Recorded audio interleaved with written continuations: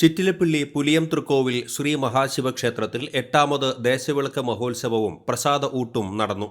December 6 ഞായറാഴ്ച വൈകിട്ട് 6:30 വിളക്കെഴുന്നള്ളിപ്പ് ആരംഭിച്ചു. നെട്ടിശ്ശേരി കൃഷ്ണൻകുട്ടിയും സംഘവുമായിരുന്നു വിളക്കു പാർട്ടി. വിളക്കെഴുന്നള്ളിപ്പിന് മുരളി അടാട്ടിന്റെ നേതൃത്വത്തിലുള്ള പഞ്ചവാദ്യവും വിനോദ് ആൻഡ് പാർട്ടിയുടെ നാദസ്വരവും അകമ്പടിയായി. വ്രതശുദ്ധിയോടെ എത്തിയ വനിതകൾ താലവുമായി അണിനിരന്നു. ഗജവീരൻ ചിറക്കൽ പത്മനാഭൻ കോലമേറ്റി.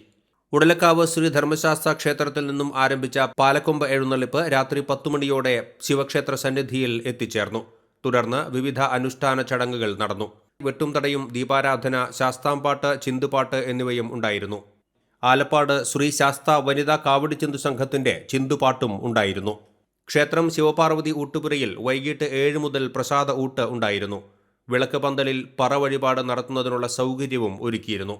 ക്ഷേത്രം trust president M Narayanankutty, vice president Narayanan, secretary Nirmaladevi, joint secretary Baburaj Paramel, treasurer Sadasivan ഓടാട്ടിൽ എന്നിവരും മറ്റ് കമ്മിറ്റി അംഗങ്ങളും നേതൃത്വം നൽകി.